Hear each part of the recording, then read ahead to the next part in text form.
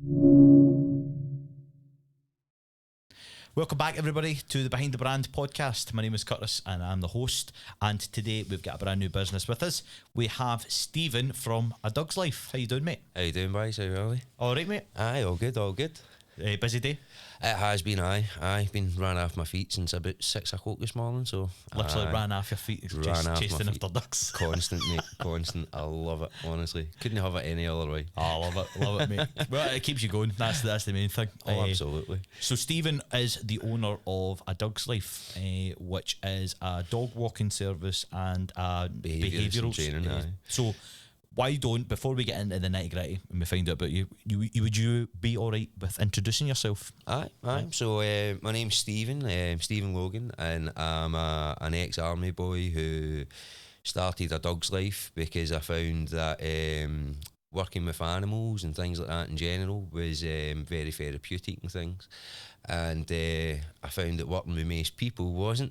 So I started up my own business. I was working with various companies and charities and things like that, and different kennels and stuff, and I seen where they were all going wrong and just be missing kind of links. You just and stuff. pick the wee bits out of them. Aye, and I was like, do you know, I'm seeing where there's like missing links here, where they're going wrong, and things that I wanted to do with it, and just advance the kind of industry in that sense. Yep. So I studied canine psychology, and it actually helped with my own kind of issues and my own problems, because there's not really a lot of difference between us and animals. Mm-hmm. It's just we're all very emotional based led, aren't we? Absolutely. I mean, like animals and dogs in general live in the moment. We kind of dwell on things and imagine things and all the rest of it. And if we could kind of drop that part, and just live the way it is just now, it would actually like get on a lot better. Mm-hmm. And it's the same. It's like dogs will kind of just give you a gribble where it's enough. You know what I mean? Why bite when a gribble's just enough? Do you know what I mean? It's the same kind of thing. What you see is what you get with an animal. Most people, you don't really know what's going on behind the eyes and stuff. So I kind of studied canine psychology. Like I said, it helped with my own stuff. And I ended up kind of met a good lady who I've been with for the last 10 years. And we started my own business when we bought our own house and just expanded the business for there. So I've been running now for the past... This is me getting into my second year now, so they say that every business is, has got its pitfalls and all that, and if you can survive the first 2 to 3 years, then you're laughing. So I'm still standing, I'm still going, so And still having fun. I'm still having fun, loving it, absolutely loving it. Every day is a challenge, and that's part and parcel of what I need that way. I think if every day was the same, it just becomes so monotonous and boring, innit? So that's why I love this job. It's just always been... It's keeping you on your toes, which is the main thing, and keeping you obviously still disciplined with everything that you're doing, especially with your army background and stuff you were saying. So, you know what I mean? When you're looking after somebody's dog and things like that, that's really obviously important to you, and they're entrusting you with their dog. I go above and beyond as well when it comes to the whole trust factor as well, because I found that when it came to even with my own animals, we find it like your furry child, so to speak. Aye. We always hear it, innit? Your fur baby. It's your fur baby, exactly. Your fur Wayne. Do you know what I mean? You know what I mean? That unconditional love that your Wayne gives you, but just that bit extra because it's an animal in that sense. But it's crazy. But I always try and tell people that there's it might be your furry Wayne, but you need to remember it's still a dog. It's still a canine. Do you know what I mean? It's still a dog's life. It's going to be a dog now. Foremost in general, you can't babyfy it, because as soon as you start doing that, you're actually causing a lot of problems and a lot of kind of behaviours that you don't really want. I mean, like, major thing going on in the news, all this stuff with the XL bullies and stuff. Do you know, we were actually discussing that in the car on the way over here, just because obviously we were talking about this podcast. Yeah. And one of the things I had in the back of my head was obviously the XL bullies. Now we were talking about it such. I don't really know the ins and outs of it. Yeah. Because I don't have any dogs. I don't have any cats. I don't have any pets. Yeah. But I'm quite naive when it comes to what it is. So the ban with this XL bully, they've tried it for years when it came to all different breeds in general. They blamed like Alsatians, they blamed Rottweilers, they blamed Pit Bulls, Doberman, you name it. Do you know what I mean? Every time they always blame the wrong side of the lead. You know, it's like it's the owner. It's all down to how it's raised. In the same way of a child. Literally word for word what I it's said. the exact same as Owain. The exact same as Owain. I mean, Owain would never know what a chocolate bar was if you never gave it. Do you know what I mean? They'd never know what a swear word was unless they've heard it or picked it up from somewhere else. Mm-hmm. They look to us for guidance, and if you can't guide them in the right direction, then they're going to start acting up. So you've got to kind of, point them in the right way. And I've always tended to be, I mean, even for a right young age.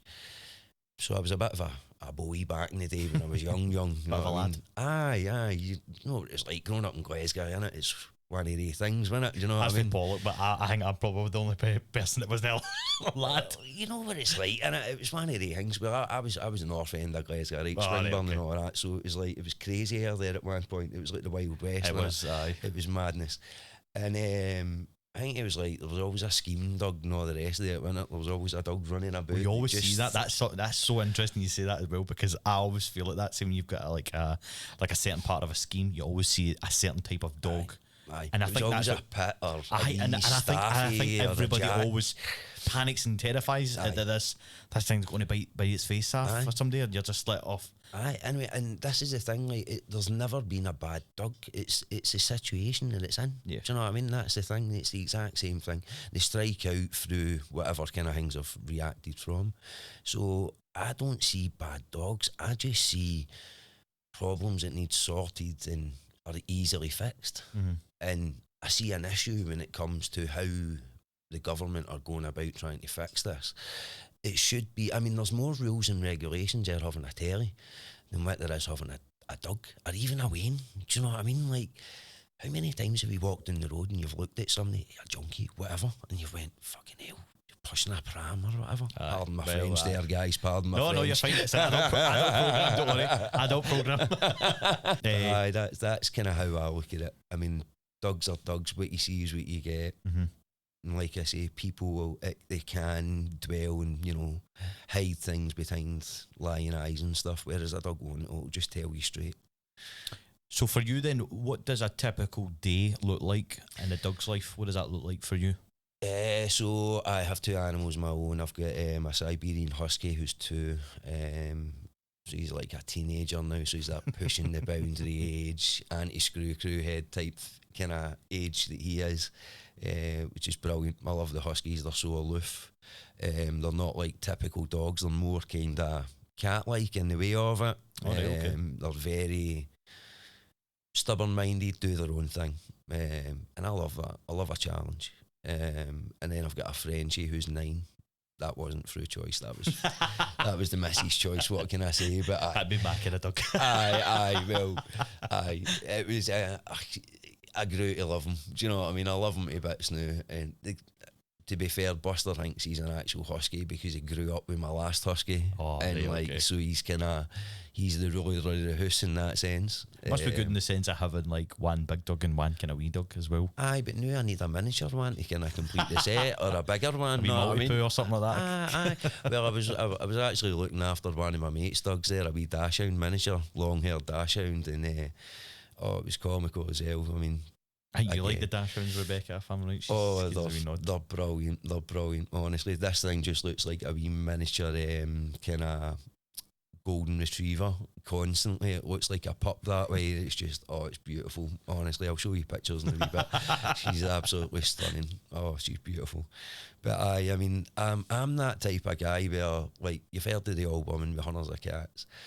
Well, I'd be that stereotypical old guy with just an island and thousands of dogs. A big farm with hundreds of dogs. And that's me, aye. I mean, I've done hunting, I've done thousands of jobs that I've done everything from shoveling crap to log burning stoves, security, you name it, do you know what I mean? So I've done the worst of the worst jobs, and then I was like, do you know what? What am I doing, man? I'm 40 now, do you know what I mean? And I never kicked that ball years ago, and that's what I'm saying, guys. See, if you have get it in your head that you want to do something, you've got a dream and ambition, go for it. Just do it. Yep. Kick the ball now, because time's ticking. Do you feel like this is your purpose? Like you feel like you've found your purpose? Absolutely, well and truly. It's a job that I've always had a passion for. Like I said, I was always that. Like, and as a wee and growing up and all that, like my pals were always away getting mad weight and all that, and you know what it's like getting in kitchens and all that. You'd be all sitting in the kitchen, everybody's doing whatever they were doing, and I'd be like sitting in the dog bed playing with the staffy, or do you know what I mean? Things like that. That one guy at a party, wasn't there? Aye, that was me. That was me. I was that other guy at the party, playing with the dog. You know what I mean? In the corner. Stevie, get away from the dogs, man. Aye, they call me the sun pack kid, man, in some circles, but that's another story. What can I say? Oh, bro. No, I've got a sense of humour. If you don't, then you're scunnered, innit? That's the thing. Life's too short not to have a sense of humour nowadays. 100%. Absolutely. I mean, it's a PC world went mad. So what for you then, like as we're saying, a kind of typical day? Typical day. So like what would a day with you, with your clients, like your obviously your people that you work for? Basically I do various, so I do walks with some clients who don't need any training and things like that, which is brilliant. So it's just out and about having a casual saunter with some dogs, you know, loving life, flinging a ball about, living the absolute dream. Do you always go to the same place, or is it just you just no, kind of vary it up, vary it up? See, the thing is, like, I always believe that it's the same as ourselves. If you're in a job 9 to 5 that you know you've been doing for years upon years, the same thing all the time, you get bored with it, and so do they. You need to mentally stimulate them as well as physically stimulate them. And I like doing a bit of both, so I like trying like new tricks with them and things like that, and you know, trying new kind of like scent work or hiding things or whatever else, you know, a lot of climbing work and agility work and things like that as well.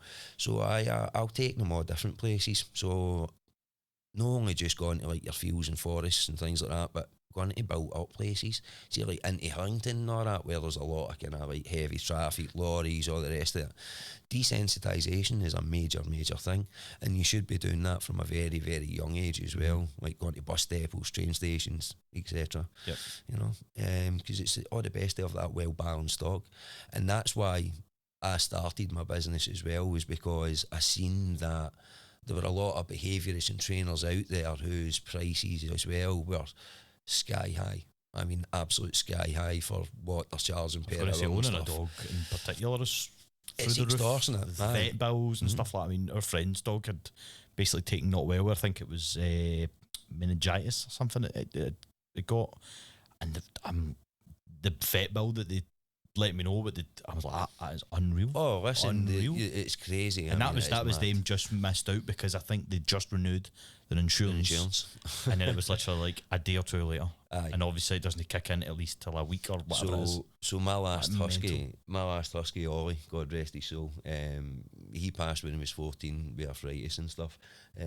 Hardest decision you ever have to make is having to get your pet put down, like it genuinely is. But quality of life is what you need to think about at the end of the day. But he snapped a cartilage in his spine. It was on the fields just along at the road, and he was playing with a wee kind of cavapoo thing, and I just bought the missus the Frenchie actually, so the Frenchie was only like 3-4 months or something, so I turned to see what he was doing. He's playing with a big lab, turned back and there's Ollie on the flare, just decked it. He turned too quick and snapped the cartilage in his spine. So I had literally just moved from my flat into my missus' flat at the time, and when I phoned the insurance and stuff like that to get it all sorted, I hadn't changed my address, and it was literally like a week, and they said my insurance was null and void and all the rest of it. So that was me, like, best part of $9,500 to fix this, you know, my baby. At the end of the day, my foreign baby. That's the thing as well. People will go above and beyond for. Oh yeah. I mean, there was a big viral TikTok thing. Some guy, I can't remember his name, is it Sean or something like that? I'm not too. Oh, was that? Too sure. And I think his poor dog ended up passing. No. But the guy's massive on TikTok, and I think it was a case that he basically put out a plea, and the vet bill was phenomenal. Oh, it was unreal, and I can totally appreciate why. Just a normal guy will not have the money to pay that. True, and I think they'd raised so much money, but before they could do the thing or whatever it was, the poor dog passed. But he received a lot of backlash for that, and I think he gave everybody their money back. He gave it all back. So I'm like, and so he wasn't a con artist. No, I don't think he is. I think he's a well-known person or whatever, and I'm just like, just even at that, you know what I mean? It doesn't even matter who you are or what you are. It's I mean, circumstances can affect anybody. Do you know what I mean? That's how, again, like when it comes down to what we were saying previously about like judging a book by its cover and things. I mean, you can never kind of look down upon somebody that way at all. I mean, I actually can judge a lot by a person by how they are with an animal or how they treat others in general. You know, even like when you go to a restaurant or whatever, how somebody is with the staff and things, you know, you can judge a lot by how they are with it. My bonnet, people speaking. Oh, genuinely, it gets right underneath your skin, doesn't it? It genuinely boils your blood to the point you're like, oh, I could bite your nose off. Aye, oh, God, man. Like, oh, it genuinely boils the blood. Aye. It is. I mean, it's like manners costing nothing. No, they don't. Absolutely nothing. They don't. Do you know what I mean? So it's always been a thing that way. I mean, that was another reason why I kind of started my business as well, is because every place I worked, I noticed way too much. Way too much. Like, oh, see if you pulled your finger out and, you know, and we'd be finished like an hour earlier. If you done this and that, you know, this try would to get do the done. Shortcuts and the cutting the corners. Instead of just, you know what I mean? And it's like, come on, troops, you know, we're only as strong as your weakest link type number, do you know what I mean? Everybody pull your weight. I've always been that type of guy, and if nobody is, then it just doesn't work for me. And that's the thing with, I think, coming from military into civilian street as well, is the whole adaptation going from that to this is very difficult. I found it really difficult anyway. Hence why, you know, I mean, I was going in and out of jail and all sorts, you know what I mean? That was why I was like, I need to do something here. I've got to sort myself out, because I was going to either end up in a box somewhere, either a cell or a coffin, do you know what I mean? So another statistic or something. Pretty much. Do you know what I mean? I was on the street and stuff for a while as well, do you know what I mean? So I've had a roller coaster. I was going to say, sounds like you've been through it all, to be fair. Aye. I mean, I've been told I should write a book, man, genuinely. But who would read that garbage, in fairness? Do you know what I mean? You never know, mate. There's people out there probably in the same position. Not for me, man. Just get somebody else to do it for you. I've never been one of the typers and all that. You did it all like this, right? And we'll send it to them, and then that's it. They'll write it. You type away. But if there's somebody out there that wants to do it, wire in there. Stephen's looking for an autobiographist, so if that's what you call yourself. Whatever I call. There you go. But it's always been one of them, just, you know, live and let live, innit? Do you know what I mean? Life's too short to have kind of any bad thoughts or mild thoughts about people or about anything in general, do you know what I mean? Aye. I always see things as like, if you've got a grudge against somebody or anything like that, it's like you swallowing poison and expecting the other person to die. It's just stupid. It's just pure stupid, isn't it, really? Let's face it. Don't even know what to say about that, to be fair. But yeah. I think obviously, like with the services and stuff that you offer, we'll go back to business and stuff. No, sorry, don't worry. We'll go back to A Dugz Life. Yeah. So you do offer the walking. So I offer walking, and I offer training services as well. So I can do any type of training, from heel work to separation anxiety. I mean, like I said, I studied the canine psychology, so it's like pretty much any kind of work that you're wanting or any kind of behaviour that you want kind of trained into your dog, I can do it. It's anything for a well balanced. And where would you tend to do that? Would that be like, would you have a one-to-one with you, just a dog, or would you do it with the owners? So I tend to go in and do an assessment to begin with.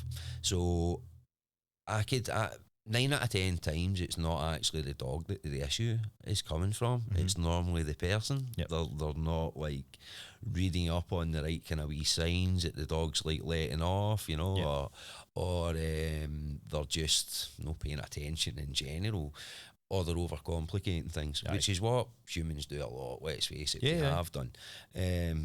You tend to be too close to something, you can't see the problem for it. You can't see the forest for the trees type number. So I'll go in, I'll do an assessment, and then we'll kind of plan out a plan of action from there. and then I'll obviously do it from an internal basis, i.e. in the house and things like that, as well as outdoors. And then we work on the issues that I've found and any issues that they think are above it or under that as well. So you're building that relationship then with with both client the owner and the animal as well. Yeah. I find a lot of people have that in kind of anxiety separation thing. Yeah. And I think a lot of I see it a lot with owners and stuff, you know what I mean, being very like, oh, my dog won't leave me alone and whatever, but you don't really see that that's actually from yourself, you know what I mean? Nah. I think everybody went through COVID there where everybody had all the time in the world to be in the house and whatever, and everybody get dogs, and then as soon as lockdown opened up, that was it, everybody back to work. It caused, I mean, see, in fairness, it actually done favours, like wonders for my business, and that's as it would, of course. Of course. Not to sound like bad in that way, do you know what I mean? Because it done wonders, because now like there's a lot of dogs with separation anxiety and things like that you know I can work on in that way, which is brilliant. Not for the animals, obviously, but it's brilliant because it drums in more business. No, I totally get what you mean. You're not meaning it in a sense that you're like, all the business and that. You're like, right, it's good because now you can actually showcase what your business does, what the capabilities are, and you can actually help people with their dogs and things like that. It's we had a dog that came. It was a client who actually travelled over from Canada with a whippet. And the whippet, it's like a kind of small greyhound looking style dog. They're absolutely stunning, but they're just very frail looking, you know. But they're beautiful, beautiful dogs, just fast as anything. They're for like coursing and things, rabbiting and the racetrack kind of dogs. Yeah. So they brought her over from Canada, and she was coming over here to stay in the Highlands. And then while they brought her over, the dog was in a crate that was like the size of, from me to you, you know, travel crate on wheels and stuff. And they lost that crate in transit for over 48 hours. So that dog was just... They lost the dog? Aye, they lost the full crate. I mean, how can you lose something this big? Do you know what I mean? With a dog in it. I don't know how, guys, right? But they did. So eventually she got the dog back. But that dog ended up with a lot of separation anxiety and stuff from that, and I had to kind of work on that as well. And it's everything must have been terrified. It was genuinely. She wouldn't get in a crate. She wouldn't move. She wouldn't leave her owner's side or nothing. She was just peeing everywhere, and it was a crying shame. And then when she was leaving her in the house and stuff, she was going mental. But we kind of worked on it, and now she's honestly the best wee thing you could ever ask for. Aye, she's loving life. Do you know what I mean? Absolutely loving life. She can go to work and come back, and she's perfectly fine. Do you know what I mean? Not done anything in the house. She's not howled the place down. Or so kind of doing that psychology then, kind of idea. Do you know what I mean? Aye. Like I said, I've always had that kind of thing. Like I tend to give off. I think like people give off vibrations, and my vibrations that I give off must be different from everyone else's rate, because I tend to like attract animals and wains that way, you know, which is weird. They just all kind of like navigate to me. Do you know what I mean? It's like the pipe. Probably have that wee presence. You know what I mean? They find calming and and the same. They all back carry on and wrestle and fight and all the rest of it with me and all. You know what I mean? Because I think the whole thing is like us guys just never grow up in it. We're always that Peter Pan kind of thing. You know what I mean? Just don't grow up in it. We don't. Do you know what I mean? We just get bigger toys kind of thing. That's all. That's all it is. But it's always been that way for me. I've just always kind of tended to gravitate with the animals and all the rest of it that way. So gone back to like the whole stuff with the business. It's always been about me, myself. It's always been about building a business that I can see that's obviously sustainable for myself. It's a legacy that I can hand over to like my children and things like that. I've always wanted something that I can go, here you go, Ian, you can take the reins now type of number, no just handing her a house or something like that. Do you know what I mean? It's something else if they want to in that way. And the same that I've always tried to have an ethos of a business that would be approachable and affordable for a lot of people. Yep. Because there's a lot of companies out there that, like I say, behaviourists and stuff that are charging through the roof, which doesn't make it approachable for the average Joe. Yeah. Do you know what I mean? No, too right. Especially in today's climate with recession and inflation and things like that. The living cost just now is absolutely crazy. Do you know what I mean? It's mental. I mean, how much is a Fredo now? You need to remortgage your house. Do you know what I mean? I love nothing more when people say that, how they used to be with 5p or whatever. I know it's like £1.20 or whatever. You remortgage the house and all sorts. Do you know what I mean? Away up the barras and punt whatever for it. Nah, man, you're all right. Nobody at the barras and donks, to be fair. Oh, no. I remember the Brigate. That's gone back. The Brigate. To be fair, I used to get all the barras were better, but still. Oh, brilliant. Oh, aye, but Glasgow always had character. And that's how I always like. I think that don't let that Glasgow character leave you, and that's how I've always kind of tried to cling on to that and still use that. A lot of people hear me and go, "Oh no, he's just this wee Ned," and I'm like, "Whoa, hold on, I'm actually an educated delinquent." I would have called, I would have called you an ambulance after I'd done you in, do you know what I mean? It was one of the ones, I was actually okay, you know, but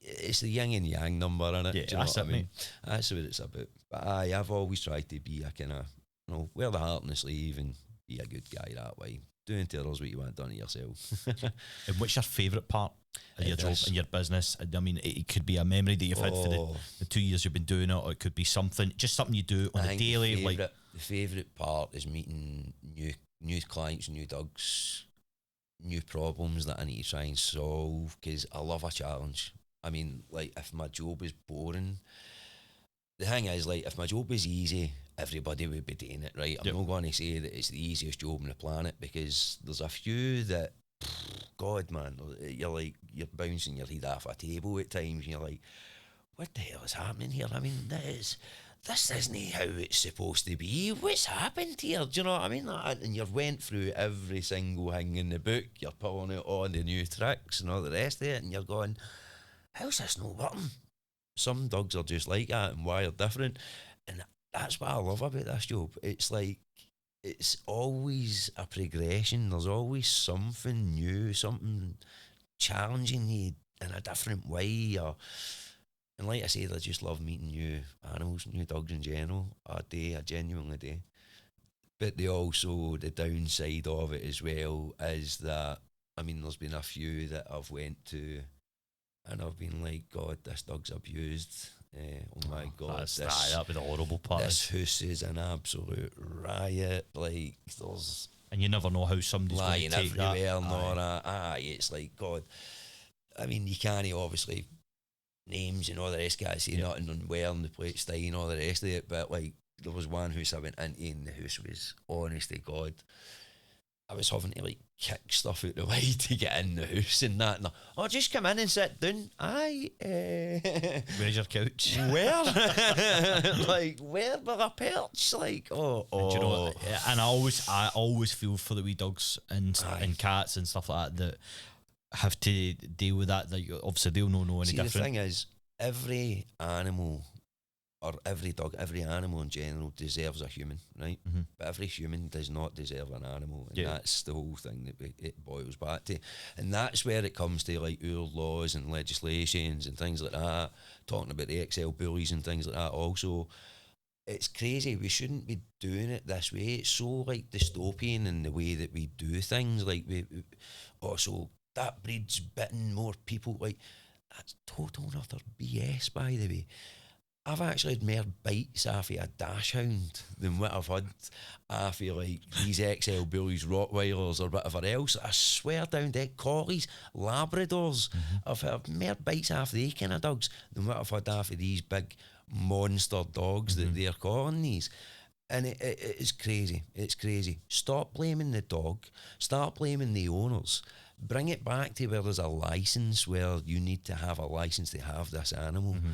And if you, and, you know, actually have punishment for them also. Yeah. Where, like, you know, you do ran by an animal, you're banned for ever having an animal ever again. And, you know, there's a hefty fine and everything else. There's going to be consequences. Mm-hmm. And this is where the problem lies. There's none for it at all. And that's why all these breeds are getting such bad kind of reputations, and it's because of the people that have them that are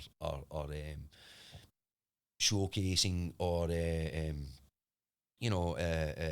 highlighting issues with these dogs, which is crazy. It's not right. It's not right at all. It's man. not right. And the poor But what sells dog only does. That's it. Poor dog only does what it's taught or sees or feels in that environment and stuff like that as well. So I agree with you that it should come down to a licensing. Absolutely. So I think that with any dog. Because I would hate to think that I've never had dogs as such. I've actually been terrified of dogs growing up. Serious? In the past few years I've become quite more relaxed with them. Yeah. Aye. Don't know, bigger, older, you know what I mean? I'm like that. And we had a cat for about 17 years. She sadly passed, not last year, but the year before, I believe. I can't mind, I think it was 2022. Cats are totally different. I know. I wouldn't want to ask any questions. See, no, the thing is, see with cats, right, I don't mind them, right, but they freak me out at times because one minute they can be perfectly fine. How you doing? Blah, blah, blah. And then, I got right there. What happened there, man? It's why I gouge your eyes out. Know what I mean? Like, Jesus. Oh, no. But it is true. It's like they're too unpredictable that way. Do you know what I mean? They're like, I was too. Maybe I was just getting flashbacks from my cat because she used to do stuff the like same that. thing. Aye, she was so unpredictable. But I tell you what, if I could bring her back, I would. We would. Aye, this is the thing. I mean, animals in general are the purest of souls, and the same with kids. It's the exact same thing. There's the purest of souls. They, like I said, they look to us for the guidance, and if we don't guide them or show them the right kind of ways to be, then they're obviously going to turn the wrong way. Do you know what I mean? That's the thing. Or kick off in different ways. So I mean, it's all down to the pressures and stuff like that you put into them into. So it's guiding them in the right direction. That's what it's about.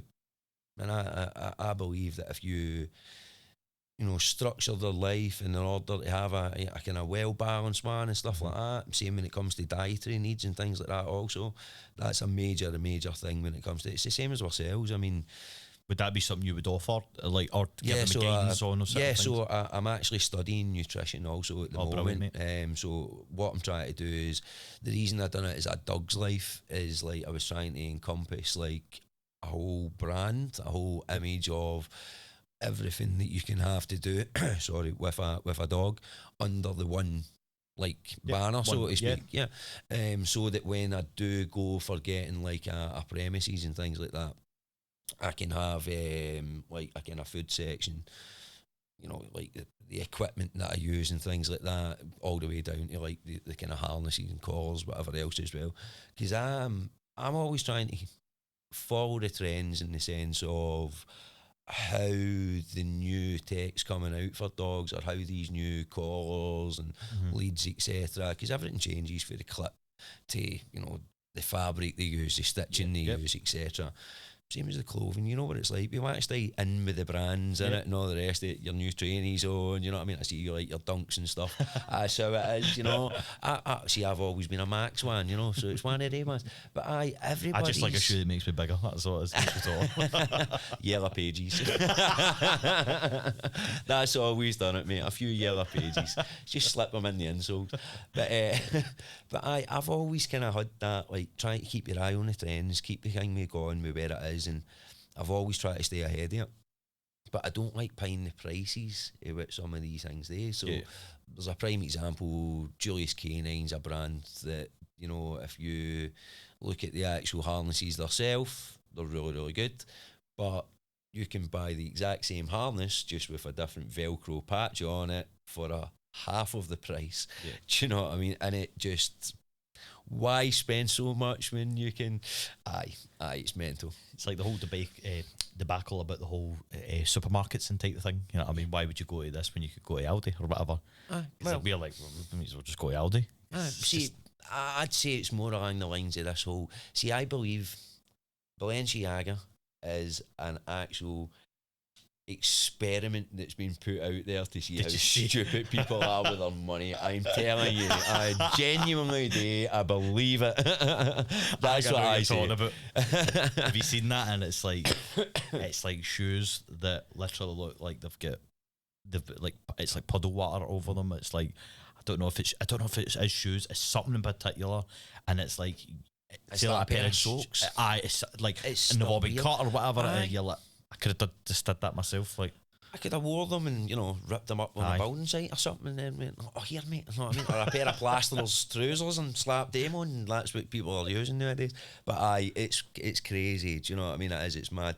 But I've always seen that if I can get the same product cheaper elsewhere, go for that. You know what I mean? That's how I see it. It's still doing the trick, still doing the job, exactly. Which is what matters at the end of the day. Absolutely. And Lovely, the same, mate. That's why I done it with the business as well. I've made the business this way so that obviously I can keep my overheads as low as I can. I mean, it's just me, my solo kind of trader in that sense. So everything's as low as I can for the client.